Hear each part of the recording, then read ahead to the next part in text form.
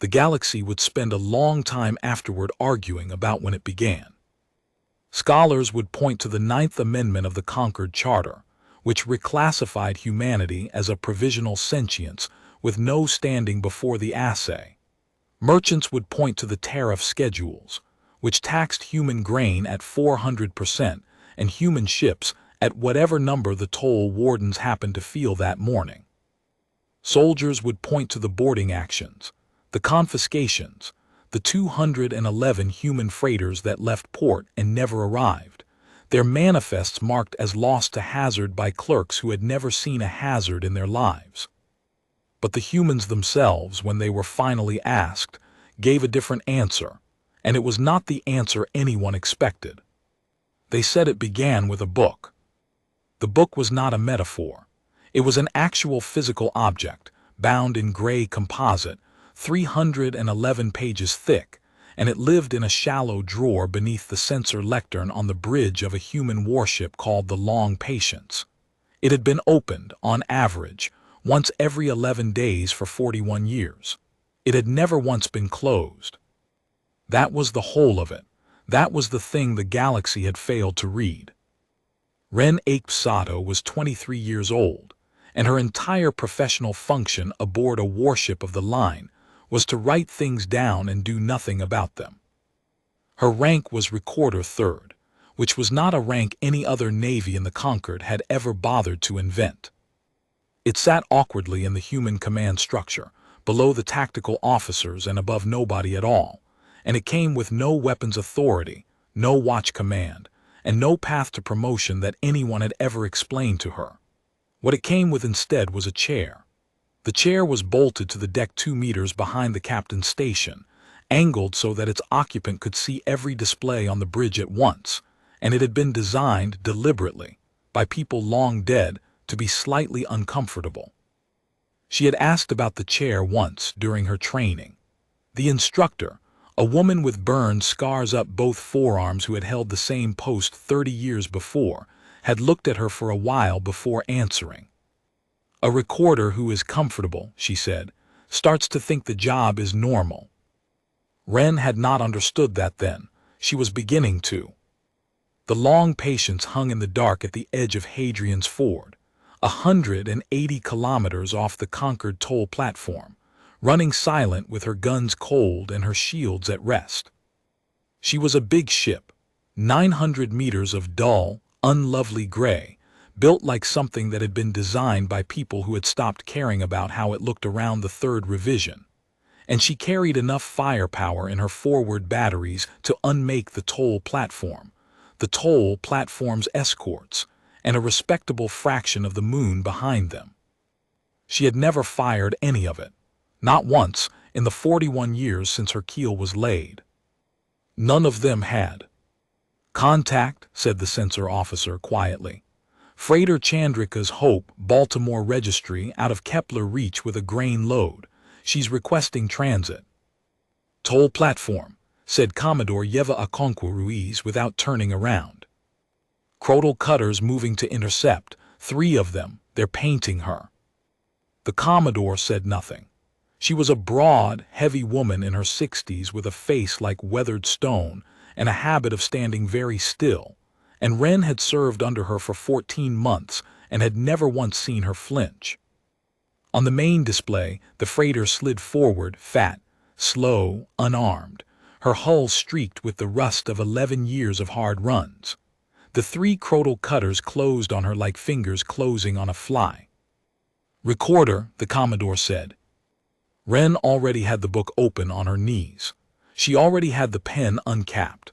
It was a pen, an actual pen, black ink, because the humans who had written the recorder's protocol had understood something about the difference between a thing typed and a thing written, and they had wanted every entry to cost a small amount of a young person's hand.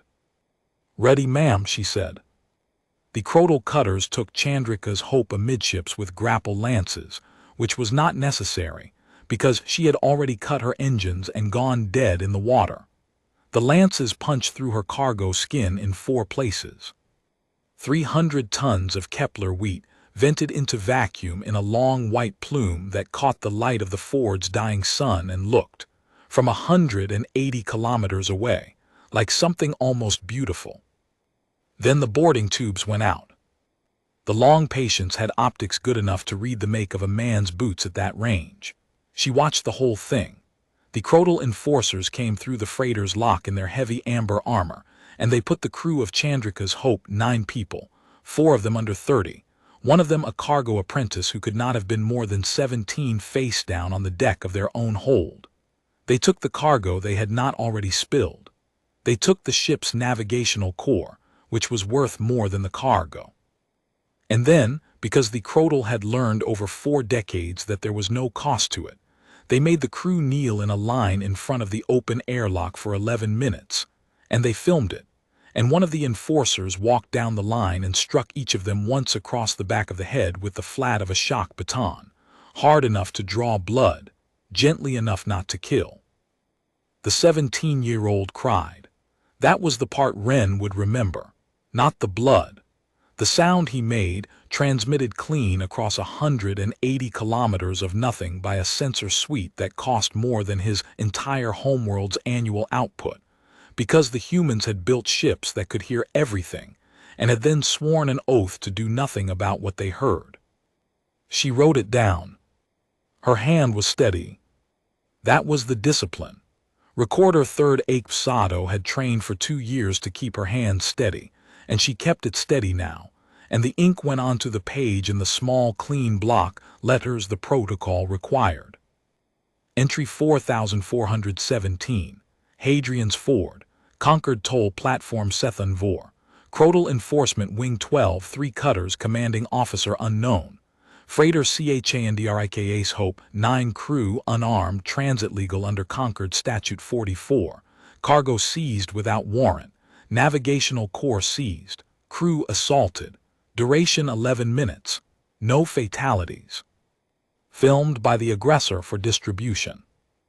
And then the line the protocol required at the bottom of every entry, the line that had been written 4,416 times before in 11 different hands over 41 years, the line that the Concord had eventually gotten hold of, translated, and laughed about on 900 worlds.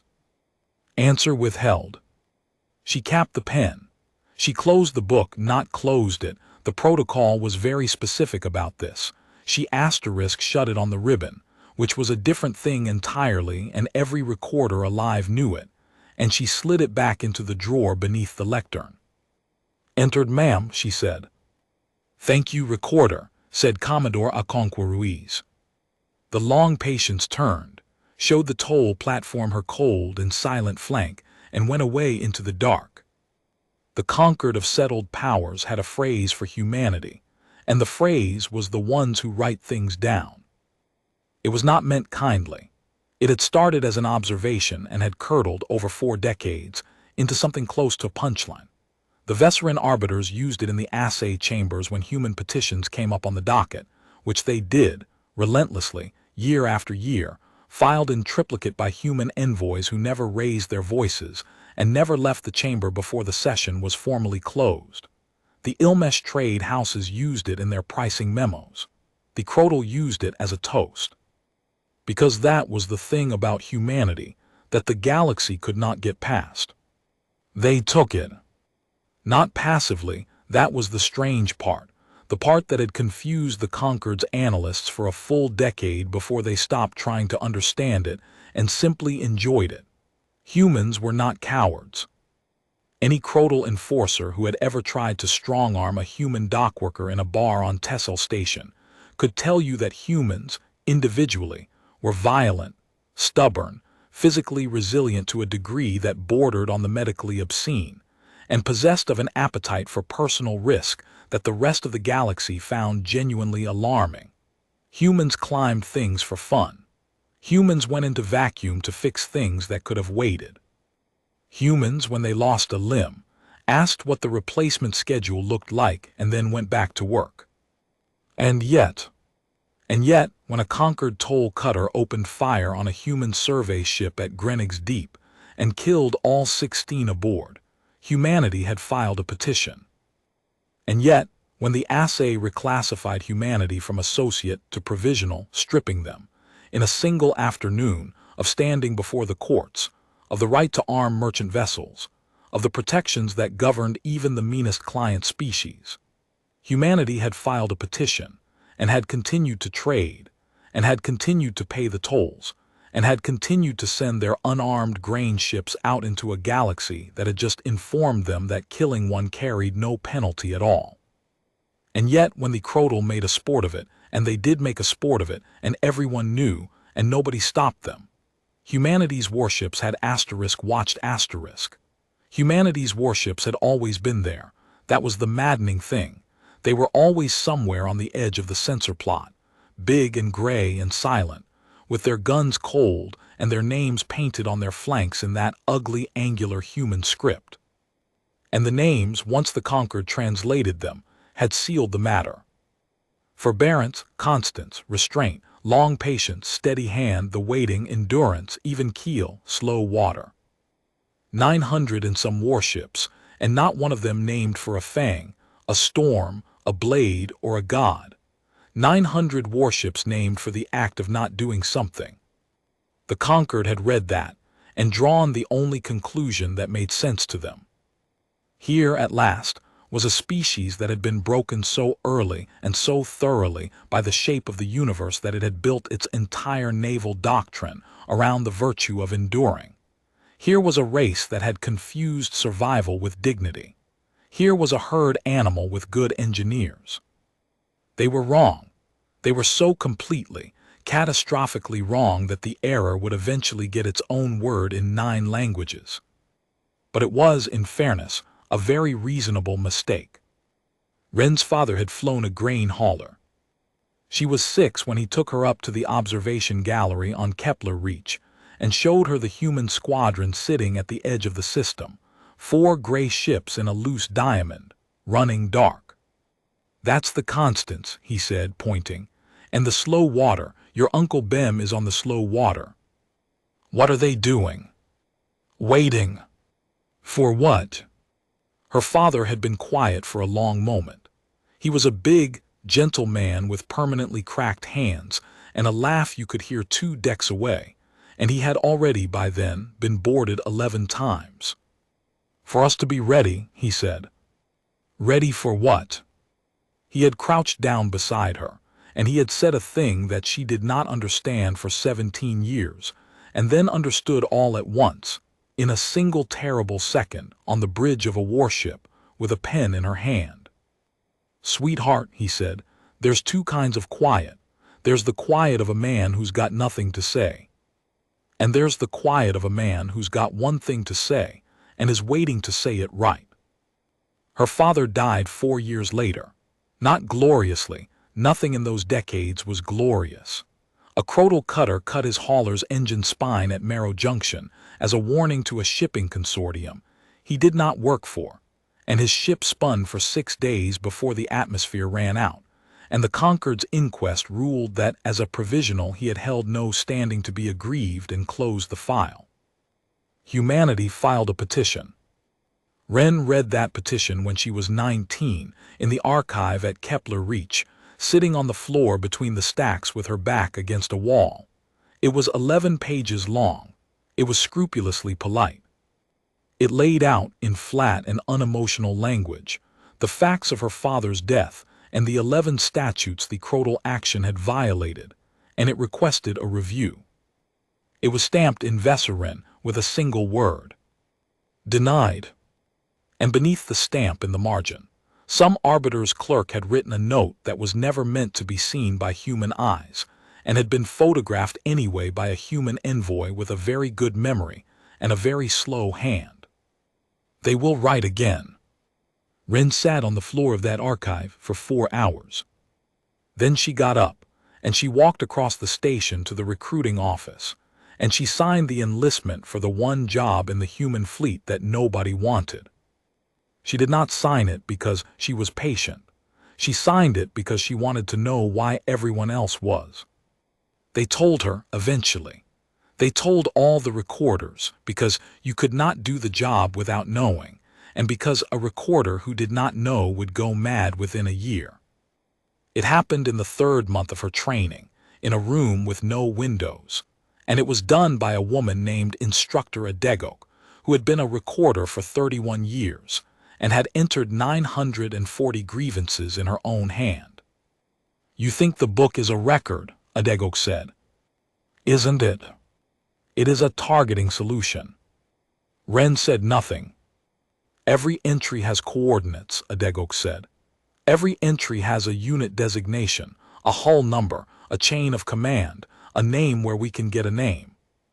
Every entry has the platform, the wing, the flag officer, the port of origin, the trade house that paid for it, and the arbiter that ruled it lawful. 4,000 entries, recorder. 40 years. We know where every one of them lives." The room was very quiet. "We have not been enduring," Adegok said.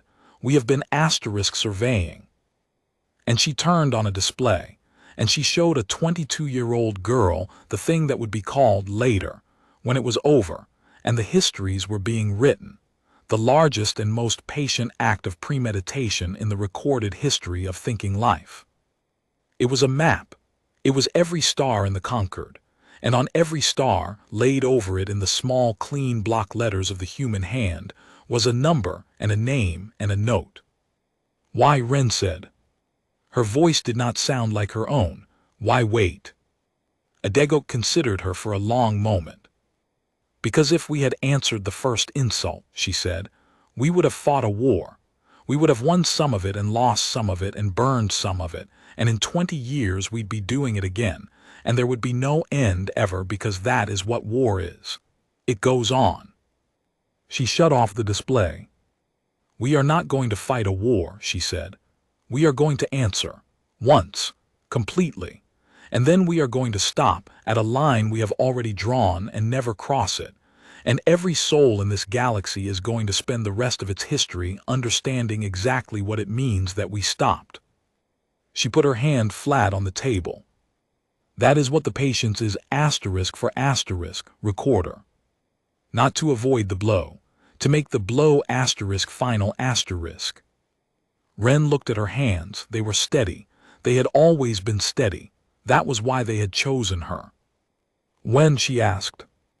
An instructor, Adegok, who had entered 940 grievances, who had watched her own brother die on a filmed feed and written answer withheld beneath it in a hand that did not shake, gave her the answer that every recorder for 41 years had been given, and that not one of them had believed would come in their lifetime. "When there is nothing left to write," she said, "you close the book." The Concord of Settled Powers was not, in its own estimation, a cruel institution. This was important to them. They said it often in their own chambers to one another, in the elaborate looping cadence of the Vesserin high tongue. The Concord was not cruel. The Concord was orderly asterisk. It had held 1,100 worlds and 31 species in a single functioning arrangement for 900 years, which was, by any honest measure, an extraordinary achievement, and it had done so by means of a simple and durable principle. Every species was assigned a weight, and every weight was assigned a price.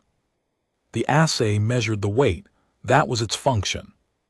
A species arrived at the edge of conquered space, new, loud, hopeful, usually stupid, and the assay took its measure and slotted it into the great ledger of standing, and from that slot flowed everything.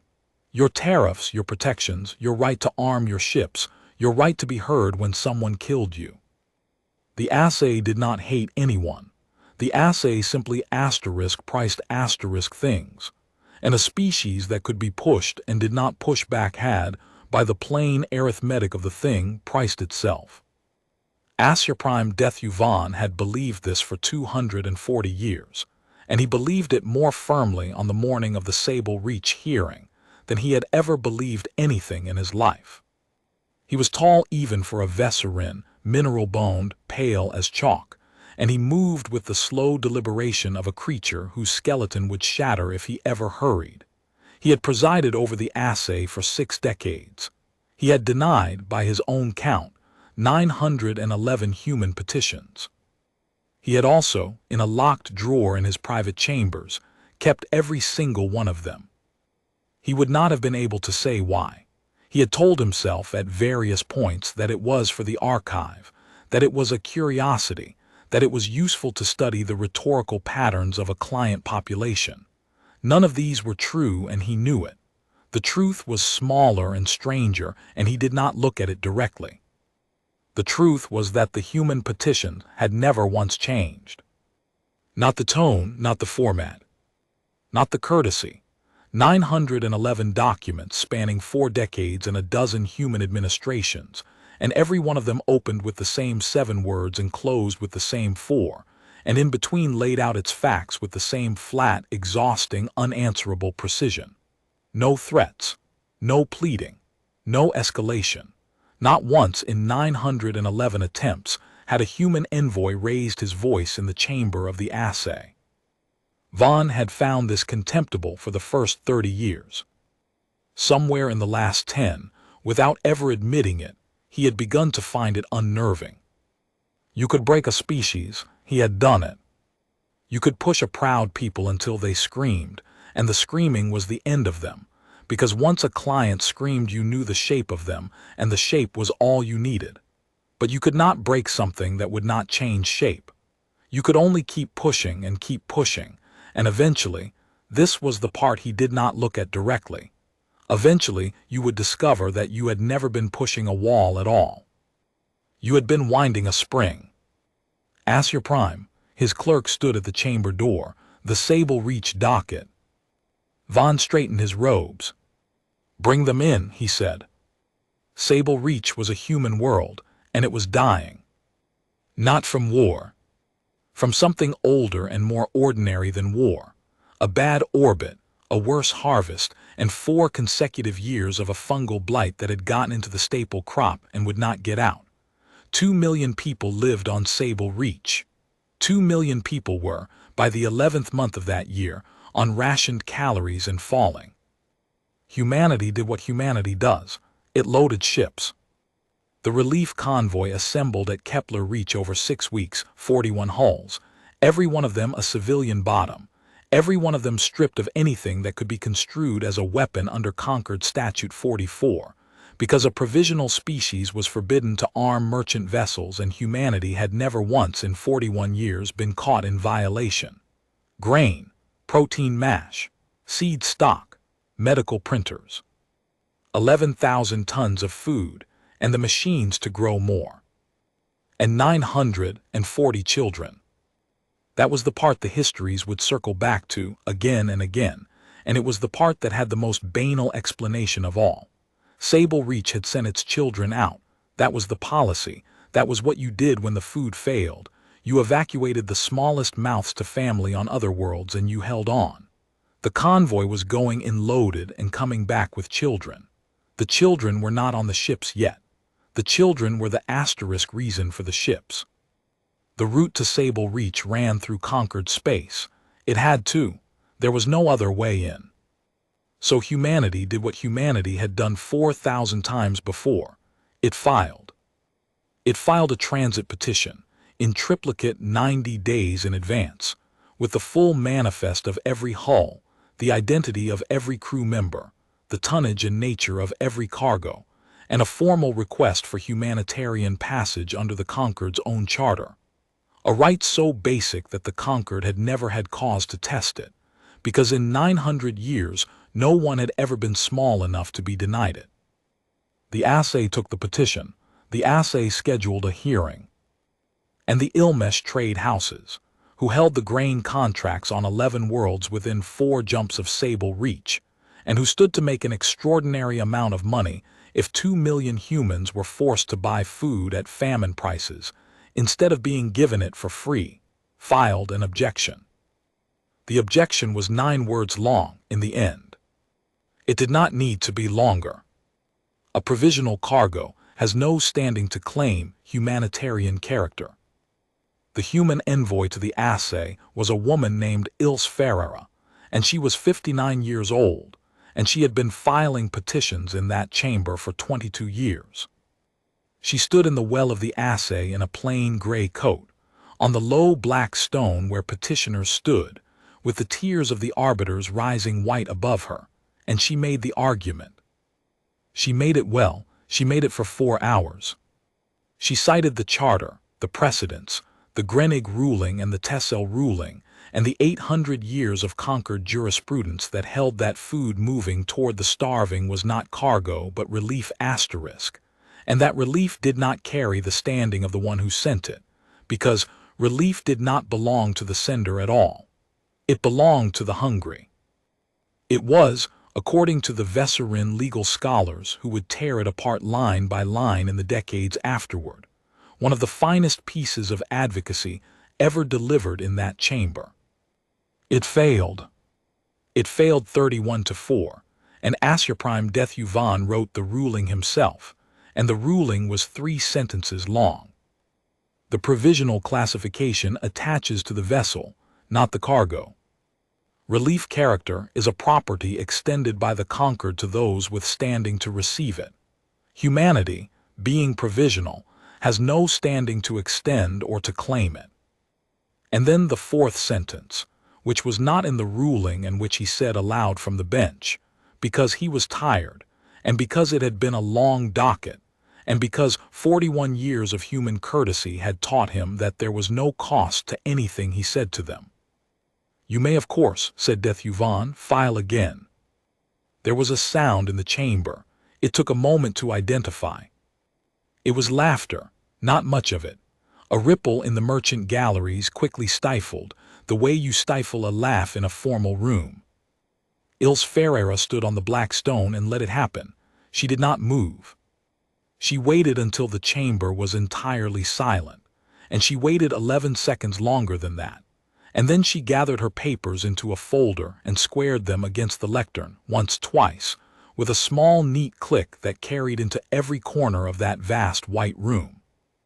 "Thank you, HFY," she said, "for your time." And she walked out.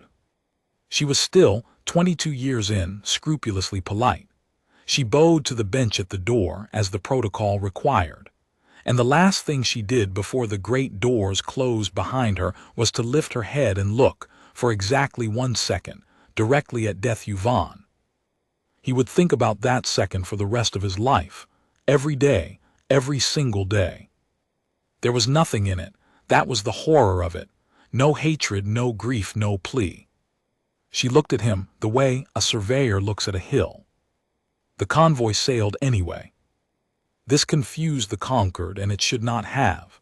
Humanity had never once violated a conquered statute, but the assay had ruled on relief character, not on transit. The convoy had a transit license. It had paid for it. It had paid 400% in advance in conquered scrip, and it had the receipt. They were going to feed Sable Reach as a asterisk commercial delivery. At a loss. Every hull, every ton, invoiced at 1 credit and taxed at 400% of nothing, which is nothing, which was, in the exquisite and airless logic of conquered law, entirely legal. Ilse Ferreira had built that. She had built it in 11 hours, in a rented room on the assay's own station, and she had filed it before the ink on the denial was dry. The Concord's lawyers found no flaw in it. There was no flaw in it. 41 years of studying their law had made humanity better at it than they were. And that not the famine, not the ruling, not the tolls, not the 4,000 entries in the Gray Book. That was the thing that finally, at long last, made the conquered asterisk angry asterisk.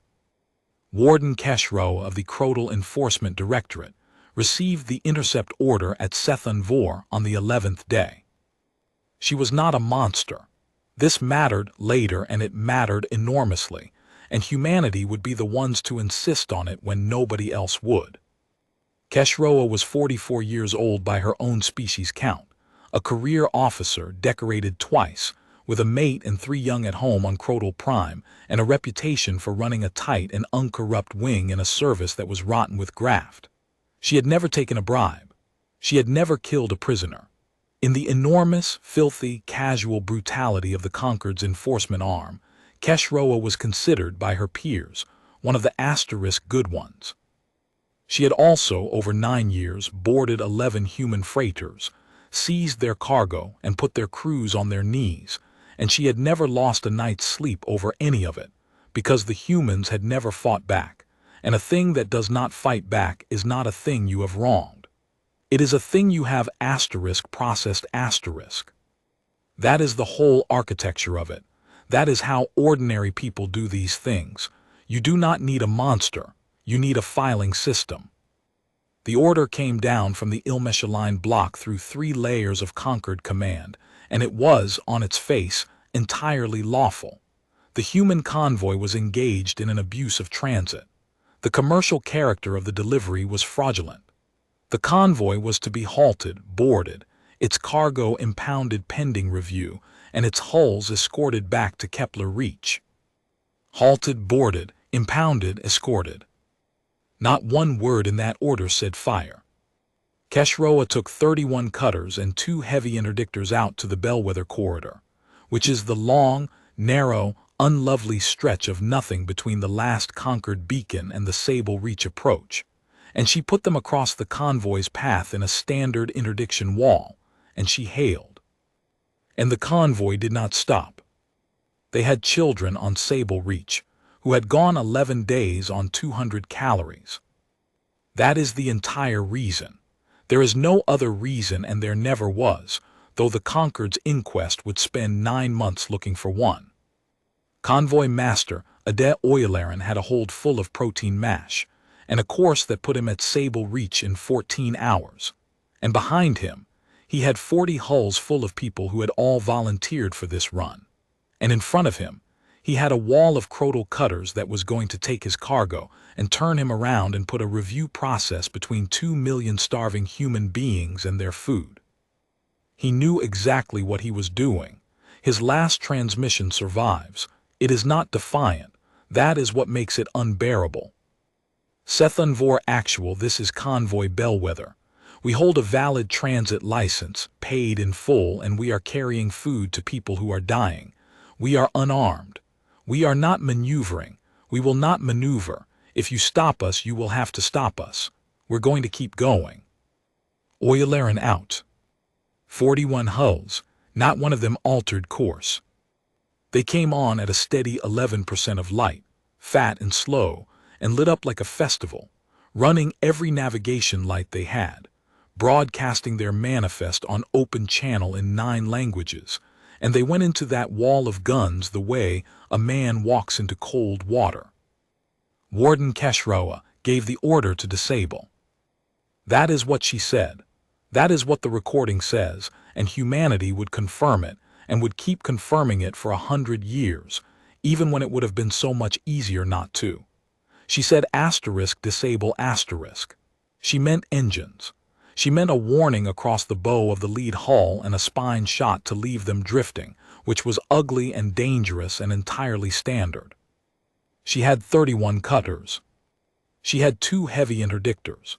She had a wing that had not fired on a moving target in 3 years, and a doctrine that had never once, in 900 years, had to account for the possibility that a civilian convoy would simply not stop. The first cutter fired early. The second fired because the first had. The interdictors, seeing tracers, read the convoy's failure to decelerate as a ramming maneuver, and did what heavy interdictors are built to do. It took 90 seconds. 22 of the 41 hulls came apart in the Bellwether Corridor.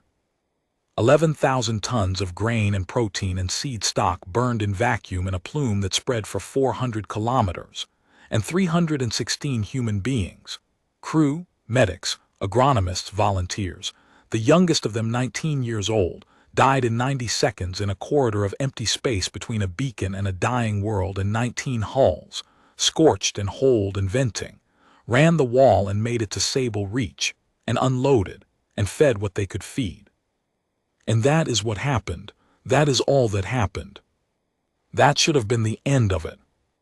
It should have been the end of it, and for 11 days it looked as though it would be. The Concord, to its credit, was appalled. Genuinely, institutionally appalled, not out of love for humanity, but out of a very old and very real horror at the killing of unarmed civilians in transit, which is a thing the Concord's charter forbids in language older than most of its member species. The Crotal Directorate suspended Warden Keshroa's command within 18 hours. The Ilmesh houses issued statements. 3 arbiters called for a full inquest and got one. The inquest sat for 9 months. It was thorough. It was, by the standards of Concord jurisprudence, exemplary. It took 4,000 hours of testimony. It reconstructed the 90 seconds gun by gun. It established, beyond any dispute, that Convoy Bellwether had been unarmed, that its transit license had been valid and paid, that its cargo had been food, and that Warden Keshroa had ordered a disabling action and had lost control of her wing. And then it came to the question of remedy, and the question of remedy is where the whole thing broke. Because remedy requires standing. You cannot compensate a party that cannot be a party. You cannot convict a soldier of a crime against a class of person that the law does not recognize as capable of being wronged. This is not cruelty. This is architecture. And the architecture of the Concord had, 41 years earlier, in an afternoon session that ran short and adjourned early, reclassified humanity as provisional. The inquest of the Bellwether Corridor delivered its finding on the 11th day of the 10th month, and the finding ran to 900 pages, and every page of it was scrupulous and careful and honest, and the conclusion of it was this: a grave error of enforcement occurred. Discipline is warranted within the Crotal Directorate. No crime within the meaning of the charter was committed, as the deceased held no standing to be criminally wronged. No compensation is due, as no party exists to receive it. The matter is closed. Warden Keshroa was demoted 1 grade and returned to duty. The Ilmesh houses were awarded costs. And Assurprime Dethuvan, who had, over those 9 months, aged in a way his physicians could not account for, who had stopped sleeping, who had taken to sitting alone in his chambers with a locked drawer open in front of him, and 911 polite documents spread across his desk, Dethuvan signed it. He signed it because the law required him to sign it. That is the truth, and he never denied it. He was asked once, years later, by a human historian, why he had not refused, and he gave an answer that has been quoted ever since, in 9 languages, usually badly. Because I believed, he said, that a law which is correct cannot be monstrous. I had 240 years to learn otherwise. I learned it in 9 seconds, from a child with a book. The long patience was at Bellwether when the ruling came down. She had been there for 9 months. She had gone out to the corridor within 40 hours of the killing, and she had sat there, silent, cold-gunned in the middle of that debris field, while the Concord's inquest teams came and went and took their measurements and flew home. She had not interfered. She had not communicated. She had simply held position at the center of 400 kilometers of scattered grain and frozen air, and the tumbling pieces of 22 civilian hulls, and she had watched asterisk, and every Concord vessel that came to that corridor for 9 months had to fly past her to get there. They stopped laughing about her somewhere around the 4th month. Nobody could ever say exactly when. Wren Achebe-Sato was 24 now. She had spent the 9 months doing the only job she had. The book had come out of its drawer 11 times in that period: a boarding at Tessel, a seizure at Grenig, the usual arithmetic of a provisional species. And 11 times her hand had been steady, and 11 times she had written answer withheld and shut it on the ribbon and put it away. But the Bellwether entry was still open. That was the thing. That was the thing that nobody outside the human fleet understood, and that every human aboard that ship understood in their bones. Entry 4418 had been written on the first day. The hulls, the timings, the wing designation, the names of all 316 dead, written out in full, which took Wren 4 hours and 11 pages, and which the protocol did not require and which she did anyway, and at the bottom of it, where the line should have gone, There was nothing. Because the matter was asterisked before a court. That was the rule. That had always been the rule. The recorder did not close an entry that was still in adjudication, because the whole architecture of 41 years of human patience rested on a single, brutal, load-bearing premise. The law has not yet been given its chance. Every insult, every seizure, every death, humanity had absorbed all of it, in silence on the strength of that premise. That the conquered was a system of law. That systems of law can be appealed to.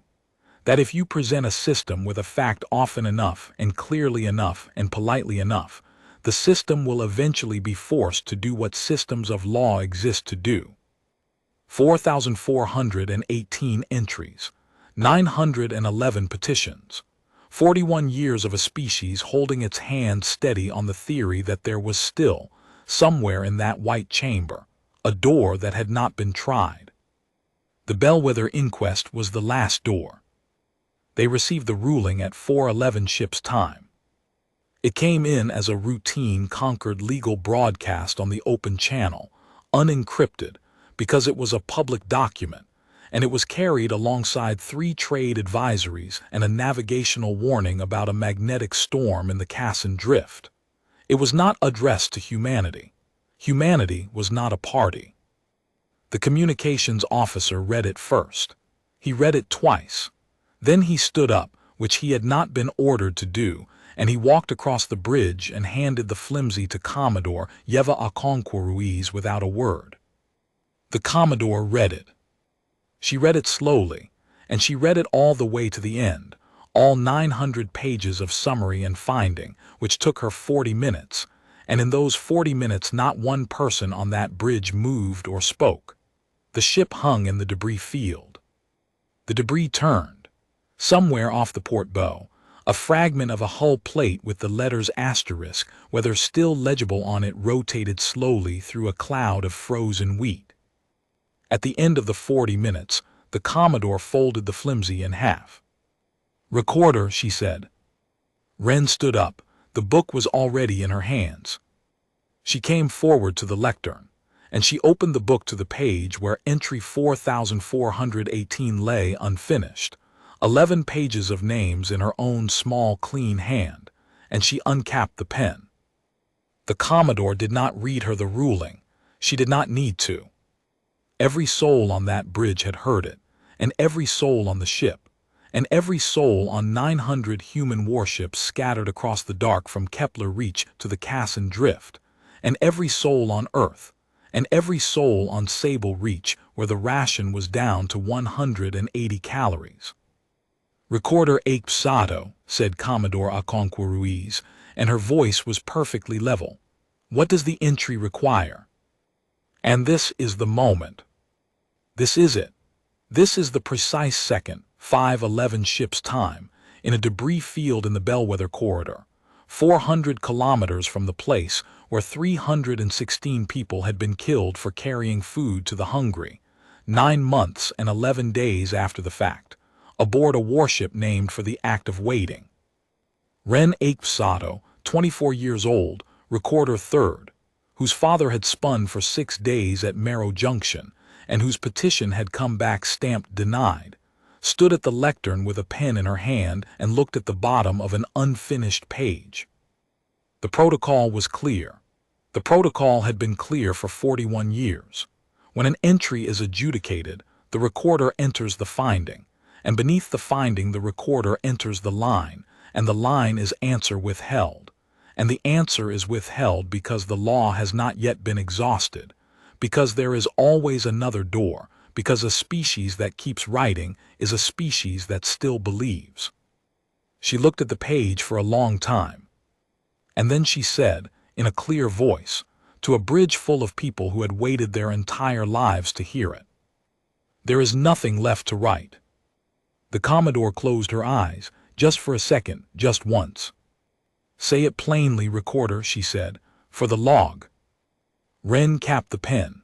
She set it down on the lectern, very precisely, parallel to the spine of the book. "The law has been asked," she said. "The law has answered. The law says that 316 human beings could not be wronged because they were not persons within the meaning of the charter, and that the ones who killed them owe nothing to anyone, and that the matter is closed.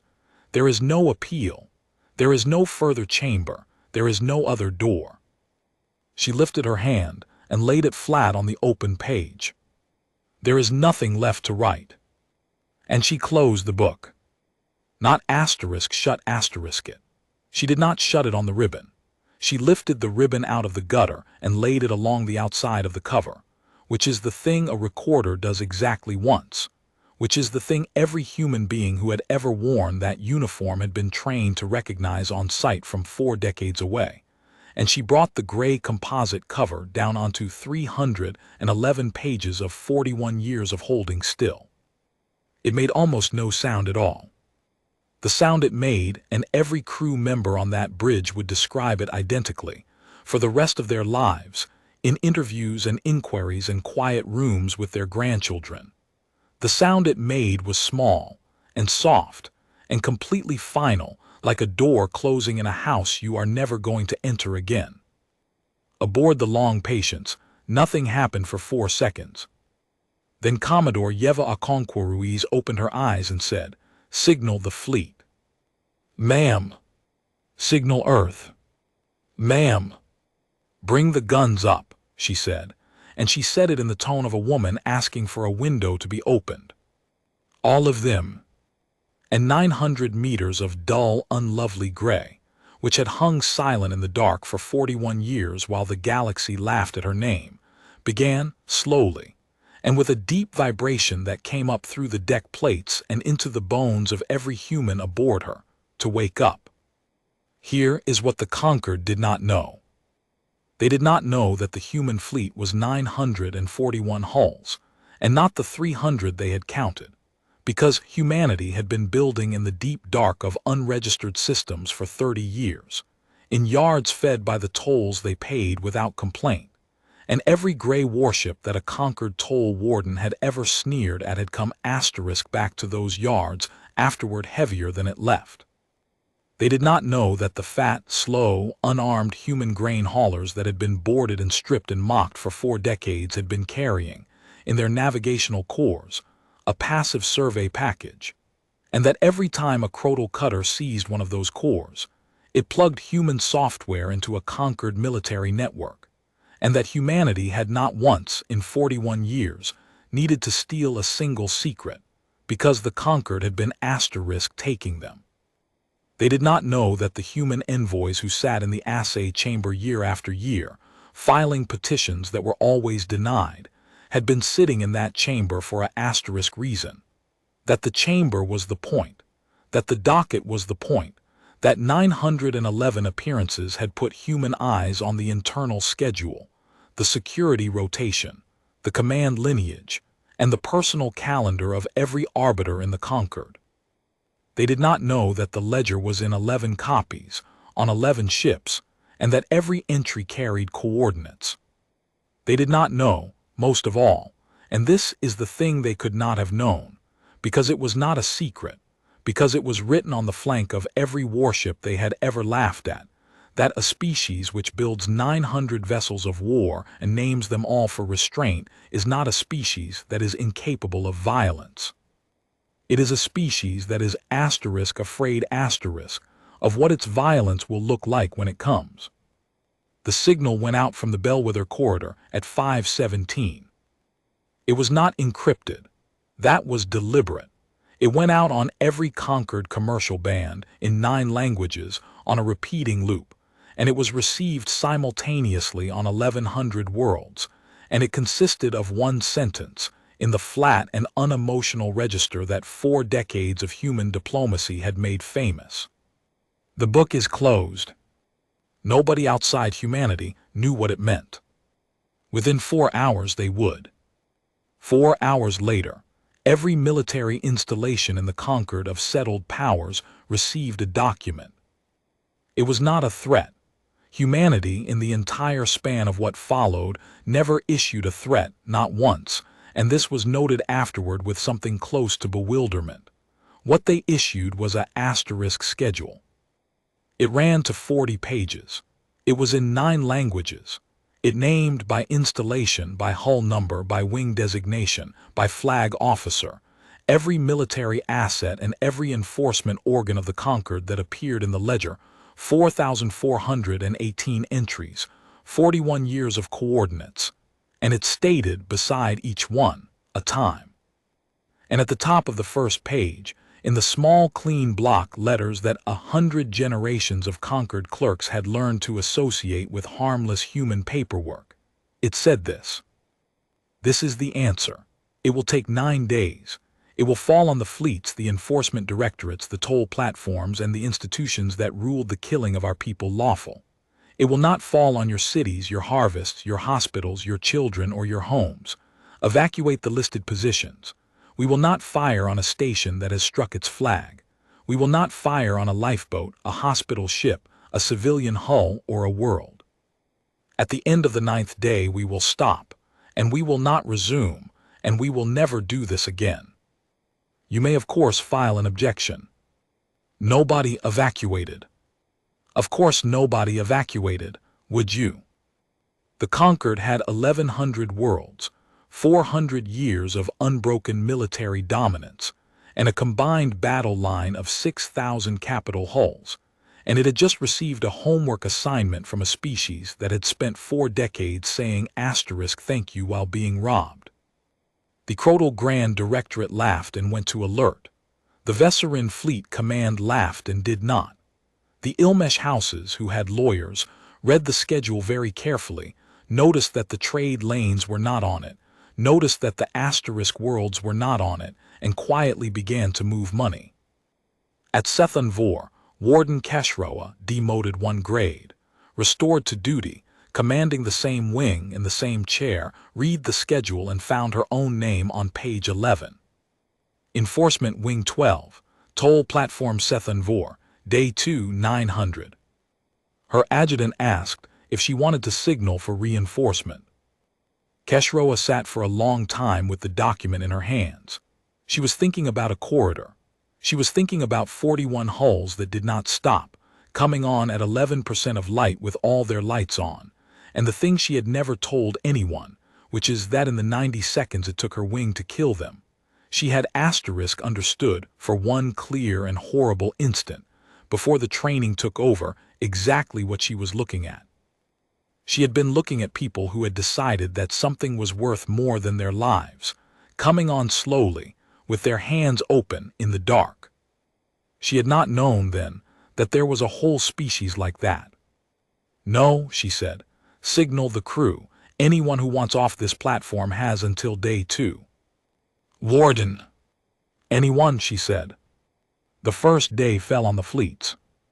Humanity did not attack the Concord's worlds. Humanity did not attack the Concord's shipping, its stations, its yards, its cities, or its people. Humanity attacked its warships, and it attacked them everywhere, at once, in the same hour, with a precision that would be studied in war colleges for 4 centuries, and that nobody would ever manage to explain away as luck. 941 human hulls came out of the deep dark on 1,100 vectors, and they did not come alone. They came with the ledger. They came knowing which berth each Concord battleship slept in, which yard held its spare drive spines, which officer commanded its escort screen, which of its captains drank and which of its captains had been passed over and which of its captains would run, because 41 years of a species that writes things down is 41 years of a species that knows you. And they came with the weave. That was the part that ended it in truth, before it had properly begun. The Concord's entire military architecture rested on the jump lattice, 900 years of beacons, a web of fixed hard points that let a battle fleet cross the Concord in 11 days instead of 11 years. It was the great achievement of their civilization. It was also, humanity had noticed in year 6, entirely unarmored, because in 900 years nobody had ever been able to reach it. Humanity had reached it, slowly, over 3 decades in grain haulers. Every beacon that a human freighter had ever passed within 100,000 kilometers of, which is to say, Every beacon on every route that the conquered had ever forced humanity to pay a toll to use had a small, dumb, patient object sitting on it, and had for years, doing absolutely nothing. At 900 on the first day, they all did something. The military lattice did not explode. It did not need to. It simply forgot the fleets. Every hull with a conquered military transponder found itself locked out of the jump network, unable to key a beacon, unable to move faster than the honest crawl of its own drives, while the civilian lattice hummed along beside it entirely untouched, carrying grain and passengers and mail, because humanity had been explicit and humanity meant it. The greatest navy in 900 years of galactic history woke up on the first morning of the war and discovered that it could not go anywhere. And the gray ships came. Wren Achebe-Sato watched the first day from the recorder's chair. She had no station in combat. That was the strangest thing. Her whole function had ended with the closing of the book. The protocol had nothing further for her, and so she sat in her uncomfortable bolted chair 2 meters behind the Commodore, with the closed ledger in her lap, and she watched the long patience do what she had been built to do. It was not what she expected. She had expected fury. She had been raised on 4 decades of swallowed fury. She had assumed that when it came out, it would come out as asterisk fire. It came out as asterisk arithmetic asterisk. The long patience did not charge. She did not scream. She came up on the Crotal's second battle group at Greenwich Deep in a slow arc with her escort spread wide, and she opened her forward batteries at a range of 11 light seconds, and she walked her fire up the enemy line with the awful unhurried regularity of a man mowing a lawn. There was no cheering on that bridge. There was no cheering anywhere. The gunnery officer called his corrections in a flat voice. The Commodore stood with her hands behind her back and said again every 11 seconds. And when the Crotal flagship asterisk vaulting ruin struck her flag at the 91st minute, hauled down her banner and blew her magazines to vacuum and went dead in the water, 4,000 souls aboard her, helpless, drifting, in range. The long patience stopped firing. "Cease," said Commodore Ruiz. "Ma'am, she still." She struck her flag. The Commodore did not raise her voice. She never did. Signal her, offer medical assistance, offer tow. And Wren, sitting in the uncomfortable chair with the closed book in her lap, felt something turn over in her chest, and understood at last, at 24, in the middle of the largest battle in 900 years, what her father had meant on an observation deck when she was 6 years old. There's 2 kinds of quiet. They had not been waiting to become monsters. They had been waiting until they could afford asterisk not asterisk to be. By the 3rd day, the Concord's battle line had ceased to exist as an operational force. Not destroyed, that is the crucial distinction, and humanity would repeat it until the galaxy was sick of hearing it. 6,000 capital hulls, and humanity destroyed 811 of them. The rest struck. They struck because they could not move, because the gray ships came out of the dark with their coordinates already written down, because a human battle line does not board and does not gloat and does not fire on a struck flag, and because every conquered captain who surrendered discovered to his lasting confusion that he was offered a tow, a medic, and a transmission home. Word of that spread faster than the war did. It spread faster than the human fleet.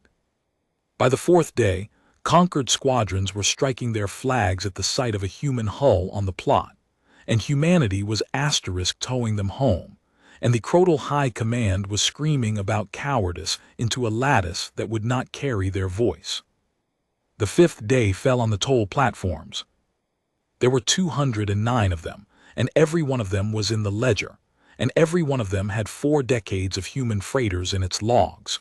Humanity gave each one 12 hours' notice, by name, and then took them apart with a methodical, joyless, engineering thoroughness that had no cruelty in it at all, evacuating the crews first, every time, even under fire, even at cost. 11 human boarding parties died, pulling Concord toll clerks out of a burning platform at Marrow Junction. Wren read their names into the log herself. The Commodore had her read them twice. At Sethunvor, on the morning of Day 2, Warden Keshroa had struck her flag before the human squadron was in range. She struck it, and she evacuated her platform, and then she did something nobody had ordered her to do and nobody expected. She opened a channel in the clear to the lead human ship, and she said her own name. "This is Warden Keshroa, Enforcement Wing 12. I am the officer who commanded at the Bellwether Corridor. My platform is struck and my people are away. I am still aboard. Page 11 of your schedule names me. I am here." There was a very long pause. And then a human voice, young, female, absolutely steady, came back across 60,000 kilometers of vacuum. "Warden, this is Recorder 3rd Achebe-Sato of the Long Patience. Stand by." She had to ask. That was the protocol, and there was no protocol, and so she asked. "Ma'am," Wren said, "she's aboard, she's alone, she's asking for it." Commodore Achebe-Sato looked at the plot for a long moment. 60,000 kilometers away, a struck and empty toll platform turned slowly against the stars with one living being in it. "What does the ledger say?" the Commodore asked. Wren opened the book. She had not opened it since the Bellwether Corridor. Her hands, when she did it, were not entirely steady, and she noticed that, and she let it happen, because the discipline was over now and she had earned the right to shake. "Entry 4418, she read. "Enforcement Wing 12. Warden Keshroa commanding, ordered a disabling action, lost fire discipline, 316 dead." She stopped. "Ma'am, there's a note. It's not mine. It's in the envoy's hand. Ferreira added it after the inquest." "Read it." Wren read it. She said, "Disable. The recording is clear. Enter it truthfully. We are not going to become a people who lie about our enemies in order to enjoy hurting them." The bridge was very quiet. "Signal the warden," said Commodore Achebe-Sato. "Tell her the schedule names her asterisk platform. It does not name her. Tell her we have no interest in her death, and that if she wants to be of use, she can go home and tell the Crotal Directorate exactly what she did, and exactly what we did, and exactly what she saw. Ma'am, she'll be executed." "Probably," the Commodore said. "That will be their crime and not ours. Send it." They sent it. And Keshroa of the Crotal, who had killed 316 people carrying food to the starving and had gone home and slept, sat alone in a dead platform 60,000 kilometers from a human warship, and wept for the first time in 20 years, and then took a shuttle home and told them. All of it in open session, under her own name. They did not execute her, they could not. By the time she landed, half the Crotal fleet had struck its flag to a species that towed you home, and the Directorate was a week from collapse, and the only thing holding the Crotal homeworld together was that 900 human warships were parked at the edge of their system doing absolutely nothing, not blockading, not bombarding, not demanding, simply sitting there, gray and silent and cold-gunned, in exactly the formation they had held for 41 years. Waiting. The Crotal understood it then. They understood it all at once, an entire species, in a single sick and vertiginous moment, and what they understood was this. They have been doing this to us the whole time. They have been sitting in our sky with their guns cold for 41 years, and we thought it was because they could not fire. The seventh day fell on the assay. Not on the world, not on the city. Humanity did not put a single round into the Vesserin homeworld, and it never intended to, and it had said so in writing on the first page of a document that 1,100 worlds had laughed at 9 days earlier, and were now reading the way the drowning read a rope. The seventh day fell on the chamber. The human squadron came into the system unopposed. There was nothing left to oppose it, and it did not fire. It launched a single unarmed shuttle, and the shuttle put down on the white steps of the assay, and out of it came 11 human beings in plain gray coats. Ils Ferreira was the fourth of them. The great doors were open. They were always open. That was the boast of the place. 900 years and the doors of the assay had never once been shut. She walked in the way she had walked in 911 times before, down the long aisle to the well, onto the low black stone where petitioners stood, and she set her folder on the lectern and squared it twice, with a small neat click that carried into every corner of that vast white room. The tiers were empty, all but one. At the top of the arbiter's bench, alone in full robes, having sent every clerk and every guard and every colleague away 4 hours earlier, and having sat down to wait, was Assurprime Dethuvan. He had sent them all away at dawn. The Vesserin homeworld had spent 6 days in a condition that its own language had no word for and had to borrow one from the humans, which was itself a small humiliation that nobody had the energy to feel. The sky had filled with gray. The lattice had gone quiet. And then, in the deepest offense of all, nothing had happened, no ultimatum, no bombardment, no landing, no demand. The human squadron had simply arrived, and matched orbit, and sat there, and every hour that they did not fire was an hour in which 900 years of certainty peeled a little further away from the bone. The Council of Houses had fled to the deep shelters on the second day. The fleet command had struck its flag on the fourth, in a signal so abject that its author took his own life afterward, which the humans neither commented on nor exploited. On the fifth day the crowds had come into the streets of the capital, not rioting, which was the thing that most disturbed the historians later, simply standing in their hundreds of thousands in the plazas beneath a sky full of enemy warships, looking up. And on the sixth day the assay had voted, in emergency session, to adjourn itself indefinitely and place its records in the custody of whatever authority should follow, and the vote had been 33-2, and Dethuvan had been one of the two. He was asked why in the debate. He had risen very slowly, in the way of a man whose bones are a warning to him, and he had looked around the tiers at 3 decades of colleagues, and he had said, "Because we are going to run away from this chamber, and they are going to walk into it. And in 1,000 years, every child in this galaxy will know which of us did which." They had voted anyway. They had gone into the shelters and taken their families and left.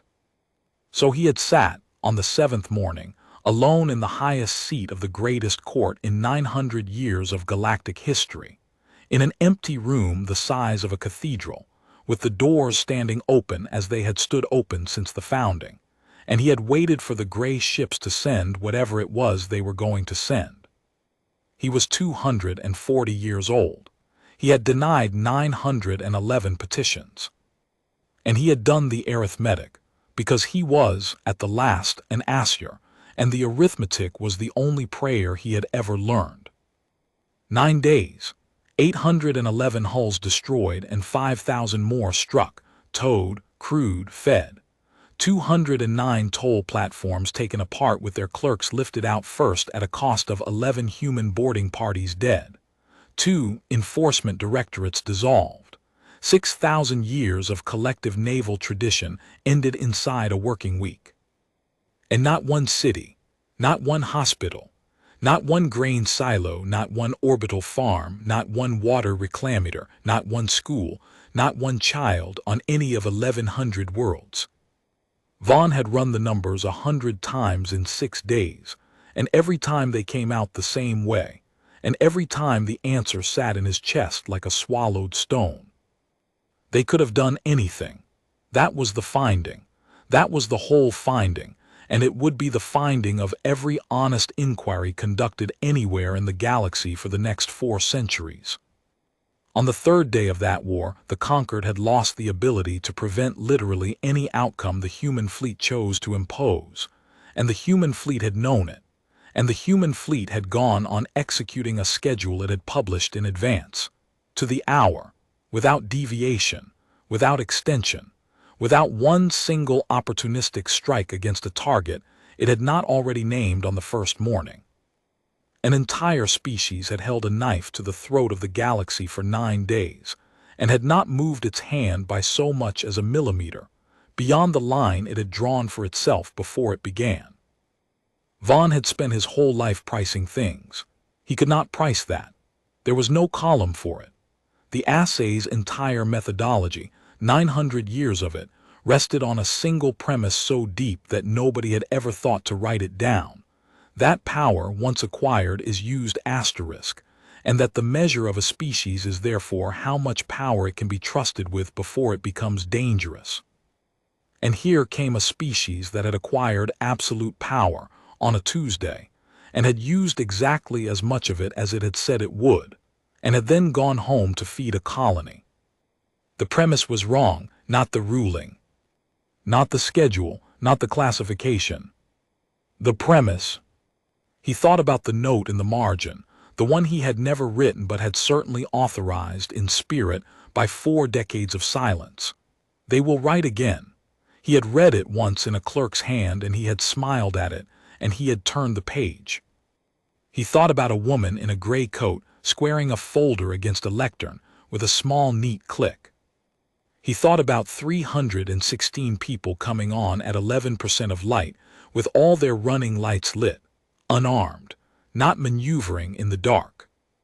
And at some point in the long, empty hours of that 7th morning, alone at the top of the bench, HFY Vaughn stopped waiting for the human fleet to do something to him and understood, finally, with the total clarity of a man who has run out of every other possibility, what he was actually waiting for.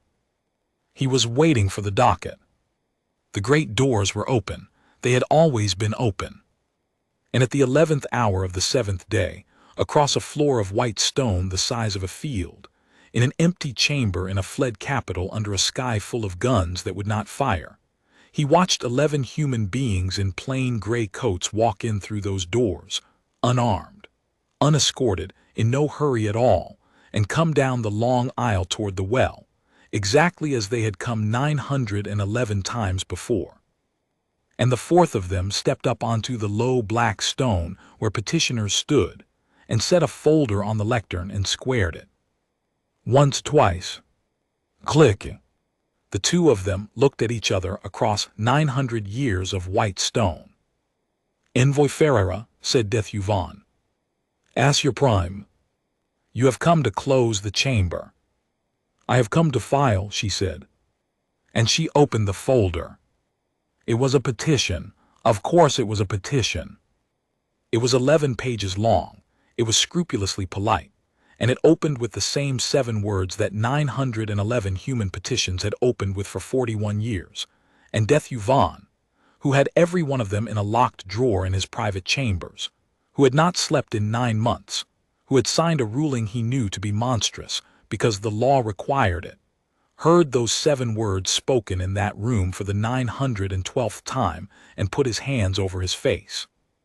It requested a review of the classification of humanity. That was all it asked.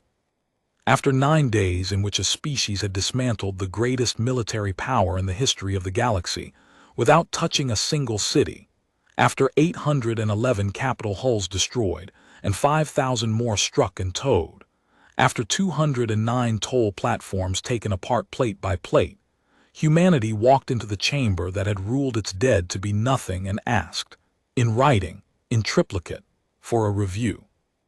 "You do not need to ask," Vaughn said. His voice was not steady. "Do you understand that? You have 900 warships in this system. You do not need to ask me for anything ever again." "We are aware," said Ferreira. "Then why asterisk?" And she looked up at him, and for the first time in 22 years there was something in her face. "Because if we take it by force," she said, "then we have agreed with you." The Astroprime lowered his hands. "We would have agreed," Ferreira said. "That standing is a thing the strong hand to the weak, that a person is a person because a fleet says so, that the arithmetic was right all along and we were simply on the wrong side of it." She squared the folder on the lectern. "Once. Twice. We spent 41 years being told we were not persons. We are not going to spend the next 900 proving that we agree with the principle and merely object to the application. She held out the petition. So we are asking, she said, one more time correctly. And you are going to rule on it correctly, HFY, not because we have guns, but because it is the ruling the law required 912 times and you did not make it. Vaughn came down from the bench.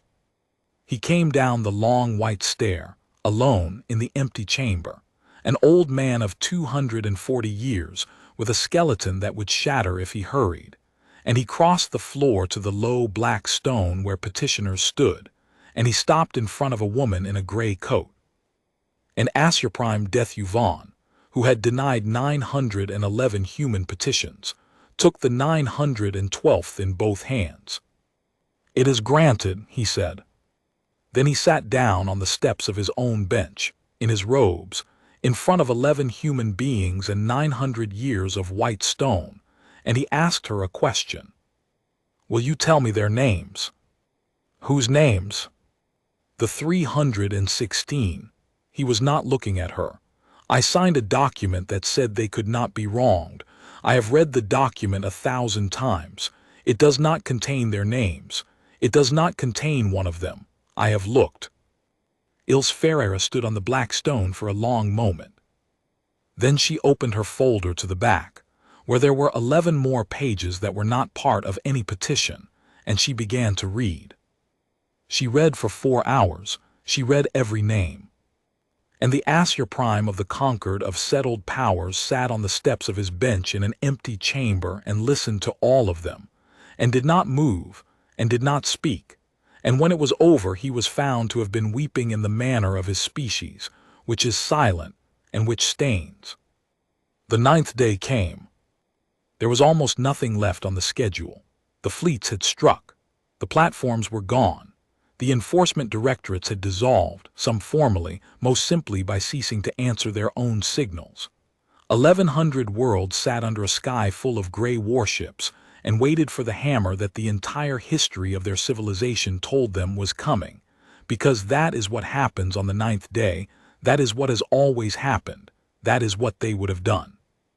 The long patience was at Crotal Prime. She had been there for 4 days, in a low, slow orbit, alone, with her guns cold. Below her lay a world of 9 billion people, undefended, unshielded, with not one hull left in its sky that could have stopped a shuttle, let alone a battle line. 9 billion people who had, for 4 decades, cheered the boarding videos. 9 billion people whose enforcement service had made a sport of putting human crews on their knees. Every gun on the long patience could see them. At 800 on the 9th day, Commodore Achebe-Sato called the recorder to the lectern. "Recorder Achebe-Sato."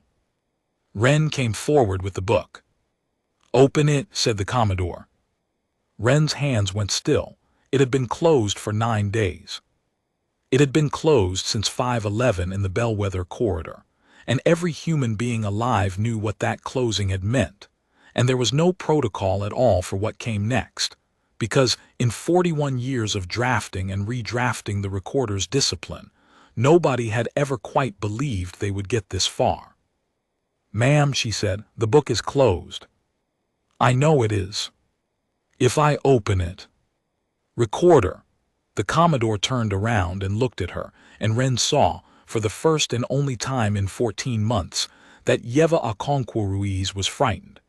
"Do you know what happens if the last thing this book ever contains is a list of what they did to us?" Wren said nothing. "Then that is what we were," the Commodore said, "for all of history. A people who were wronged and who answered and who stopped writing. That is a tombstone, that is not a people." She nodded at the lectern. "Open it and write the last entry." So Wren Achebe-Sato, 24 years old, opened the gray book on the bridge of a warship in orbit over 9 billion enemies, and uncapped the pen and wrote. It took her 11 minutes. It is a single page. It is, by a wide margin, the most reproduced page of human writing in the history of the species, carved into the wall of the rebuilt assay, printed in the first primer of every Crotal schoolchild, hung in the officers' mess of every navy in the galaxy, including the ones that would later be founded specifically to fight humanity. It reads in full. Entry 4419, 9th day. Crotal Prime. 9 billion souls below us. No defenses, no fleet, no shield. Every weapon aboard this vessel bears on them, and they know it, and they have spent this morning saying goodbye to their children. We are not going to fire. Not because they deserve mercy. Some of them do, and some of them do not, and we are not able to tell the difference from orbit, and no one ever has been, and that is precisely the point. Every atrocity in the history of thinking life has been committed by someone who believed they could tell the difference from orbit.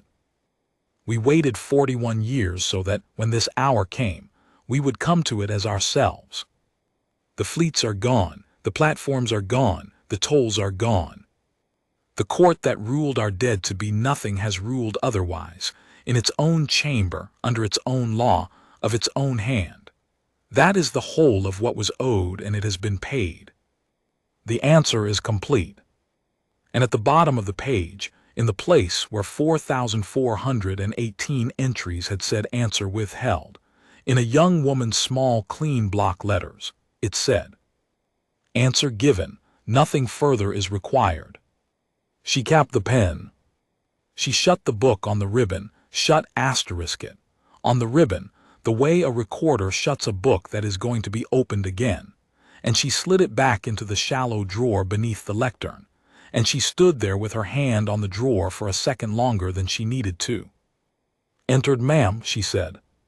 Thank you, recorder, said Commodore Ruiz.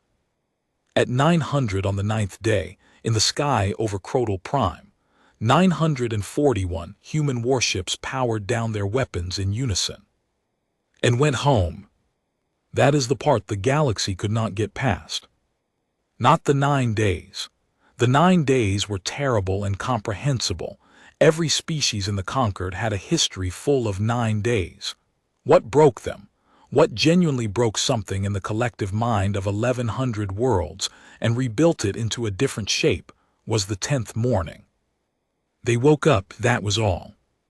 They woke up on the 10th morning, on 9 billion worlds worth of ordinary streets, and the sky was empty, and the food was still coming in on the civilian lattice that had never once been touched, and the hospitals were full and standing, and their children were asleep in their beds.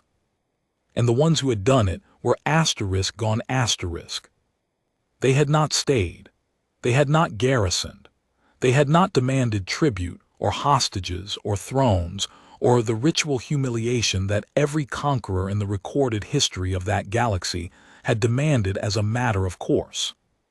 They had come, and they had taken apart every institution that had made their exploitation possible, with a precision that suggested they had been studying the blueprints for 40 years, and then they had stopped at a line they had published in advance, and gone home to feed a colony that was down to 180 calories. You cannot mock that. There is no vocabulary in any language for mocking that. The Ilmesh trade houses collapsed inside a year, not because humanity touched them, but because nobody would trade with them anymore, and the boycott was not organized by humans. It was organized by Crotal dockworkers.